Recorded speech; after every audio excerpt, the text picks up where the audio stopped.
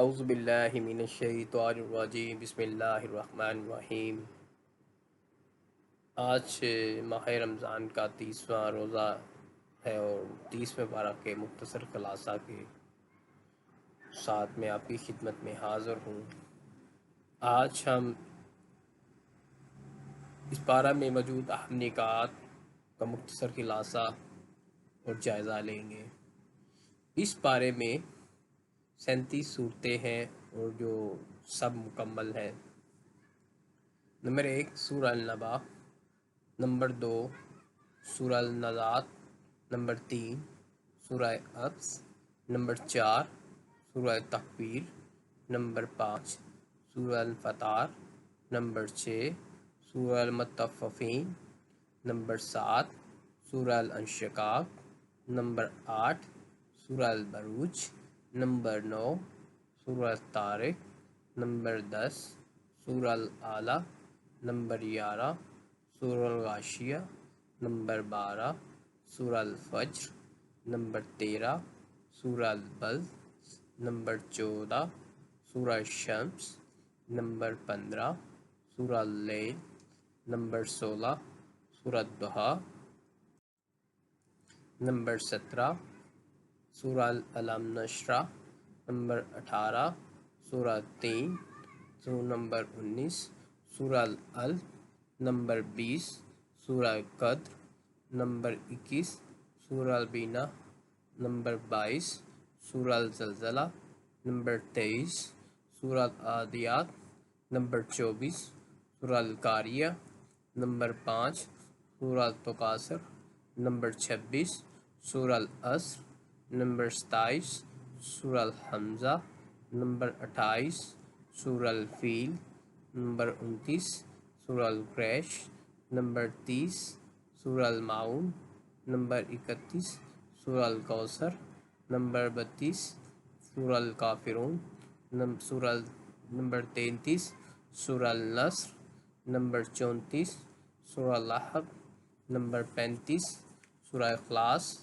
Number 36 سورہ الفلق، number 37 سورہ الناس۔ ان تمام صورتوں کے اہم نکات درجہ ذیل ہیں۔ جن سے نمبر 1 سورہ النبا۔ سورہ النبا میں قیامت کا نقشہ کا ذکر ہے۔ دنیا میں انسان کو فراہم کی گئی نعمتوں کا تفصیلی ذکر، روز قیامت، منکرین و مخلصین، حق کا انجام۔ نمبر 2 سورہ النازعات۔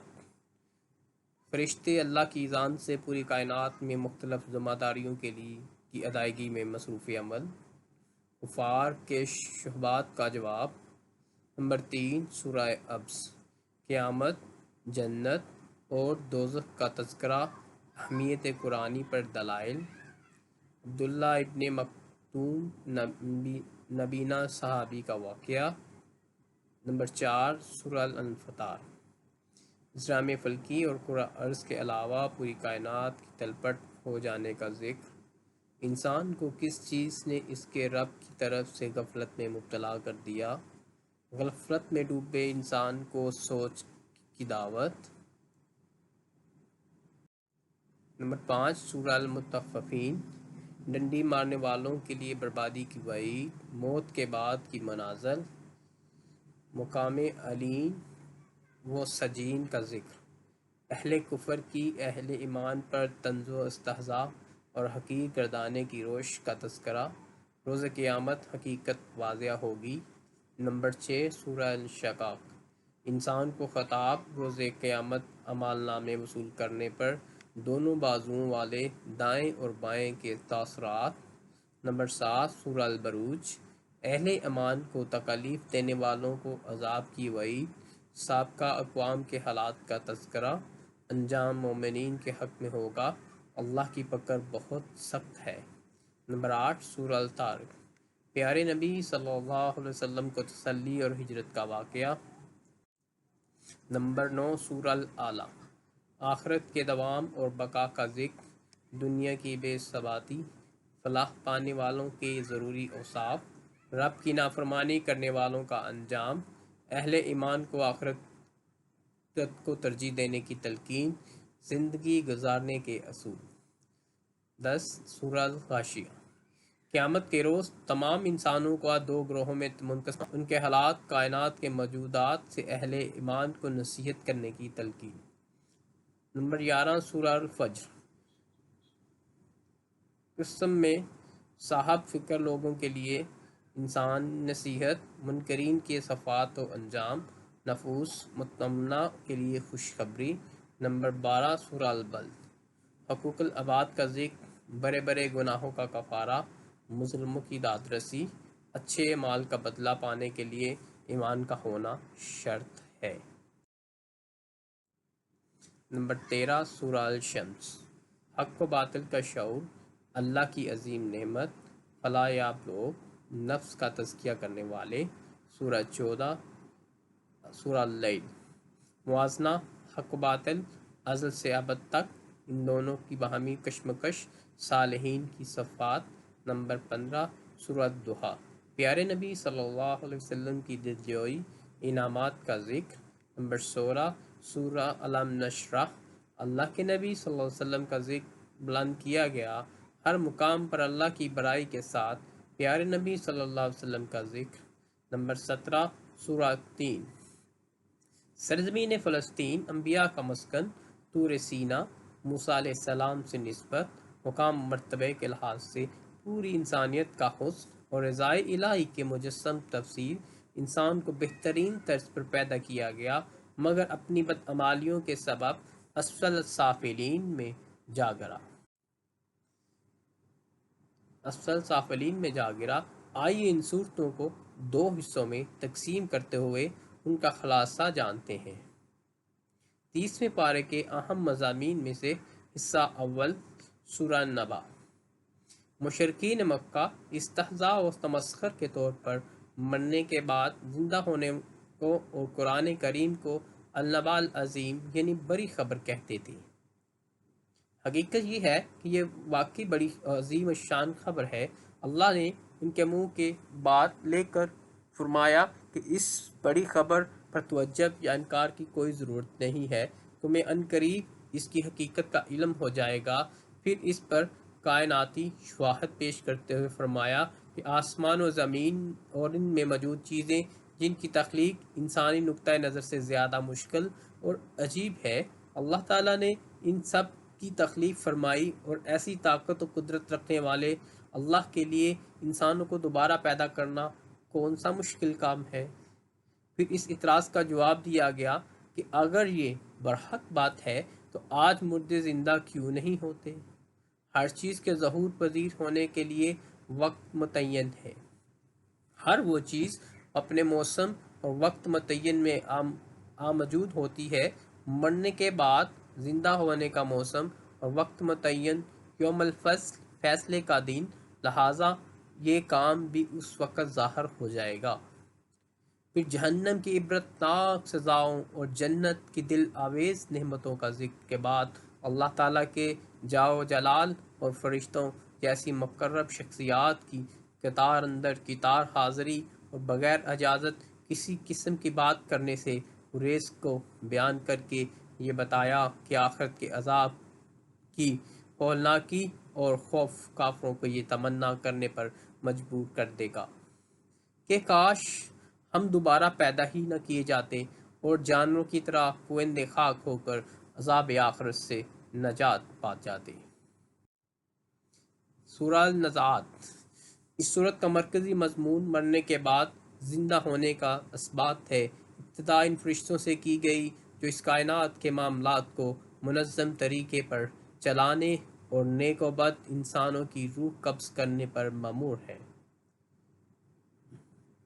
پھر مشرکین مکہ کے اعتراض کے جواب میں قیامت کی ہولناکی اور بغیر کسی مشکل کے اللہ کے صرف ایک حکم پر قبروں سے نکل کر باہر آ جانے کا تذکرہ، اور اس پر واقعاتی شواہد پیش کیے گئے ہیں جو اللہ فرعون جیسے ظالم و جابر کو حضرت موسیٰ علیہ السلام جیسے وسائل سے محروم شخص کے ہاتھوں شکست دوچار کر کے سمندر میں غرق کر سکتا ہے، اور آسمانوں جیسی عظیم الشان مخلوق کا وجود میں لا سکتا ہے۔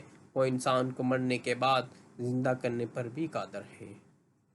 پھر جنت و جہنم کا تذکرہ، اور صبح و شام کسی وقت قیامت اچانک قائم ہو جانے کے اعلان پر سورت کا اختتام عمل میں لایا گیا ہے۔ سورہ تکویر، قیامت اور حقانیت قرآن اس کے مرکزی مضامین ہیں۔ قیامت کے دن کی شدت اور ہولناکی ہر چیز پر اثر انداز ہوگی۔ سورج بے نور ہو جائے گا، ستارے دھندلا جائیں گے، پہاڑ روئی کے گالوں کی طرح اٹھتے پھریں گے، پسندیدہ جانوروں کو نظر انداز کر دیا جائے گا۔ جنگی جانور جو علیحدہ علیحدہ رہنے کے عادی ہوتے ہیں یکجا جمع ہو جائیں گے۔ پانی اپنے جزائی ترکیبی چھوڑ کر ہائیڈروجن اور آکسیجن میں تبدیل ہو کر سمندروں میں آگ بڑھ اٹھے گی، انسان کا سارا کچھ تباہ و برباد ہو کر رہ جائے گا۔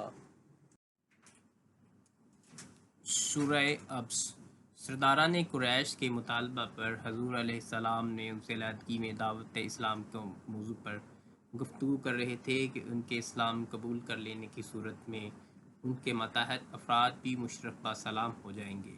اتنے میں ایک نبینہ صحابی حضرت عبداللہ بن ام مکتوم کسی قرآنی آیات کے بارے میں معلومات کے لیے حاضر خدمت ہوئے تو وہ نبینہ ہونے کی بنا پر صورتحال سے ناواقف تھے۔ حضور علیہ السلام کو ان کا یہ انداز ناگوار گزرا، جس پر اللہ تعالیٰ نے صورت نازل فرمائی۔ انسان اگر پہلی مرتبہ اپنی تخلیق پر غور کرے تو دوبارہ پیدا ہونے پر اس سے تعجب نہیں ہونا چاہیے۔ ما خلقکم ولا بعثکم الا انفس واحدۃ، تمہارا پیدا ہونا اور مرنے کے بعد زندہ ہونا ایک ہی جیسا ہے۔ زمین، فضا اور پانی میں منتشر جزا کو پھلوں سبزیوں کی شکل دے کر تمہاری خوراک کے ذریعے تمہارے جسم کا حصہ بنایا، مرنے کے بعد تمہارے منتشر جزا کو دوبارہ جمع کر کے انسان بنا کر پھر قبروں سے باہر نکال دیا جائے گا۔ پھر قیامت کے دن کی شدت اور دہشت کو بیان کر کے نیک و بد کا ان کے اعمال کے مطابق انجام ذکر فرما کر سورت کو اختتام پذیر کیا ہے۔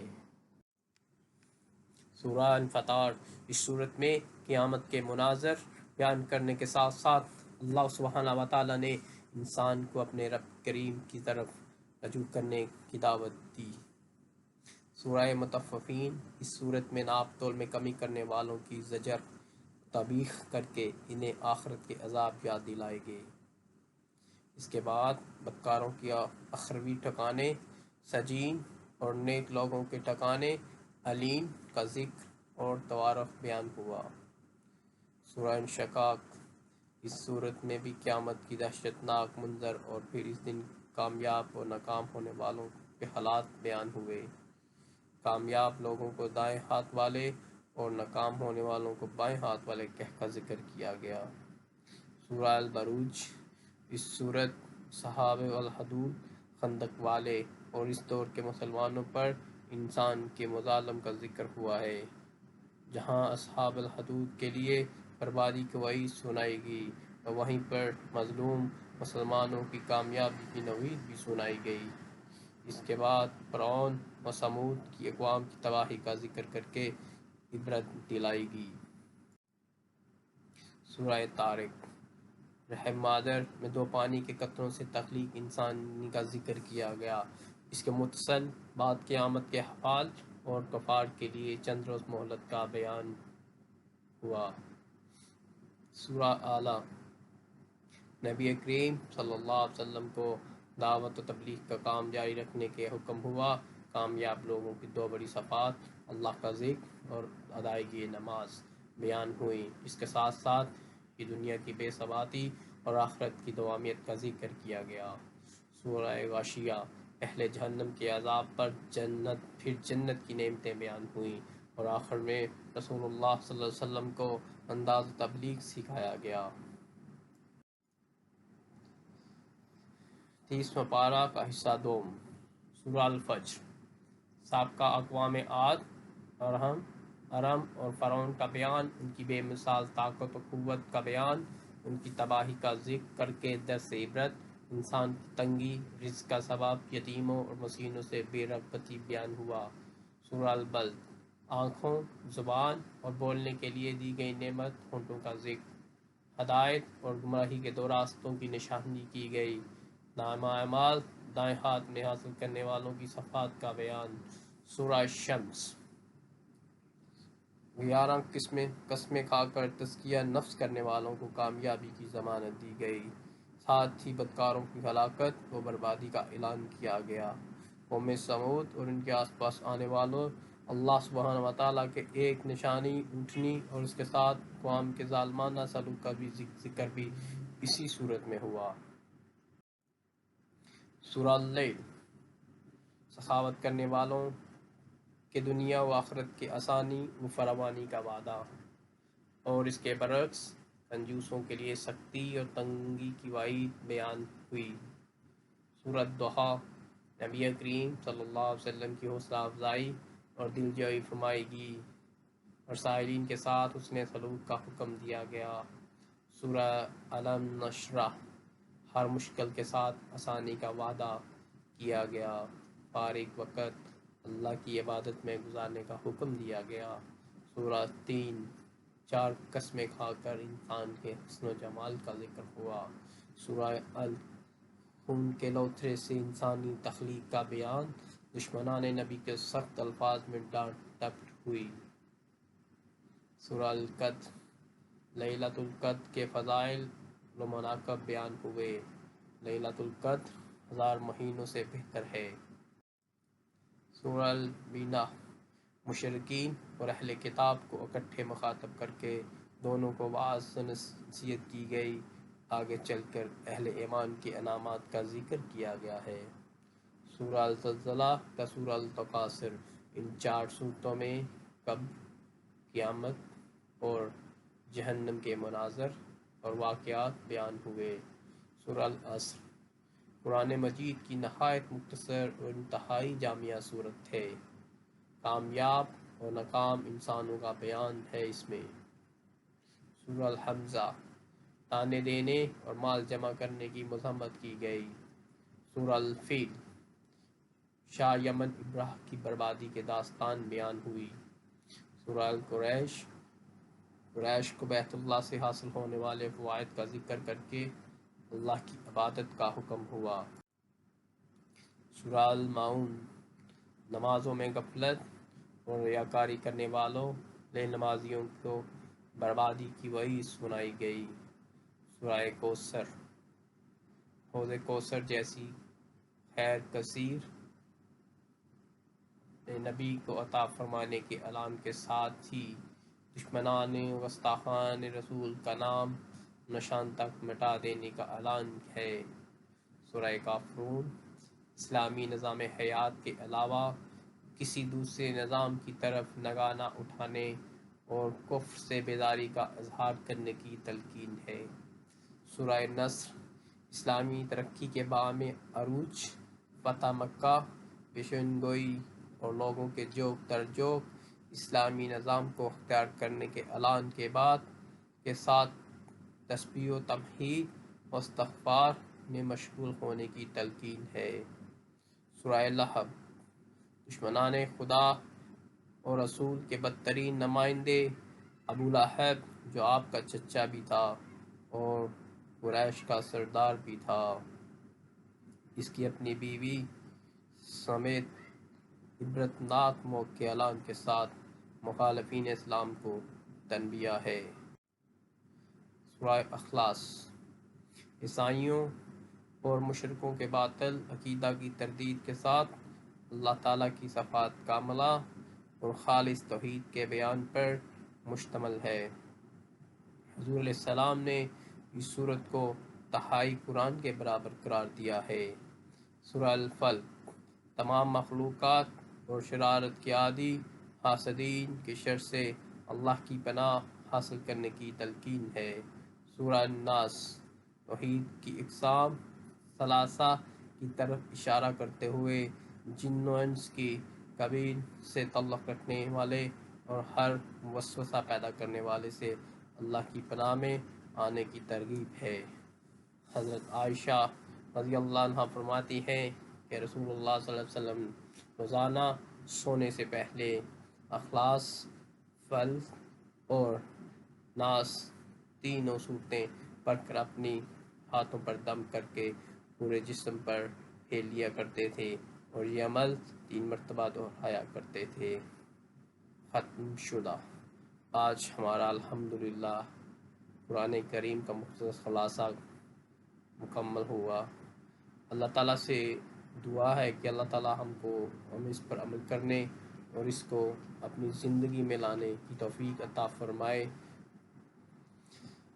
اور آج ماہ رمضان کو اپنا اختتام کو ساتھ پہنچا اور کل ہماری عید ہوگی، تو اس کے ساتھ ہی ہم کچھ تکبیرات ادا کریں گے۔ اللہ اکبر، اللہ اکبر، اللہ اکبر، لا الہ الا اللہ، اللہ اکبر، اللہ اکبر، اللہ اکبر، لا الہ الا اللہ، اللہ اکبر، اللہ اکبر، اللہ اکبر، لا الہ الا اللہ، اللہ اکبر، اللہ اکبر، اللہ اکبر، لا الہ الا اللہ، اللہ اکبر، اللہ اکبر، وللہ الحمد۔ یہ خود بھی پڑھیں اور دوسروں کے ساتھ شیئر کریں۔ جزاکم اللہ خیرہ کثیرہ اجمعین۔ اللہ پاک اس ماہ مبارک میں اپنے حبیب کے صدقے میں پوری امت کی بخشش فرمائے اور ہم سب کو قرآن کو سمجھ کر قرآن پڑھنے اور اس پر عمل کرنے کی توفیق عطا فرمائے۔ دوستو، اگر ہماری ویڈیو آپ کو اچھی لگے یا ہماری کاوش اچھی لگے تو پلیز ہمارا یوٹیوب چینل سبسکرائب کر دیجئے اور ساتھ بیل والے بٹن پر کلک کر دیجئے تاکہ ہمارے آنے والی تمام ویڈیو آپ تک بآسانی پہنچ سکے۔ دوستو، اگر کچھ الفاظ کی چناؤ یا الفاظ کی ادائیگی میں کچھ غلطی خطائی ہو تو اس کے لیے معذرت چاہیں گے۔ تو آج اپنا یہ ہمارا سیشن کمپلیٹ ہوا، تو اس میں کسی بھی قسم کی غلطی ہو تو اللہ کی رضا کے لیے معاف کر دیجئے۔ انسان ہے، کچھ لکھنے یا کچھ پڑھنے یا ادا کرنے میں تلفظ میں ادائیگی نہ صحیح ہو سکے تو اس کے لیے معذرت ہے، معاف کیجئے گا۔ اللہ تعالیٰ آپ سب کا حامی و ناصر ہو، آمین یا رب العالمین۔ السلام علیکم ورحمۃ اللہ وبرکاتہ۔ اللہ پاک سے دعا ہے کہ اللہ تعالیٰ اس وبا سے ہماری جان چھڑائے اور اس کو اپنی رحمت میں بدل دے، اور تاکہ ہم خوشحال اور دوبارہ سے اپنی زندگی وسیلہ طیبہ پر گزارنا شروع کریں اور مولا سے زندگی میں ہمارا جانا، اور سب لوگ اس میں بالخصوص دعا میں شامل ہو جائیں۔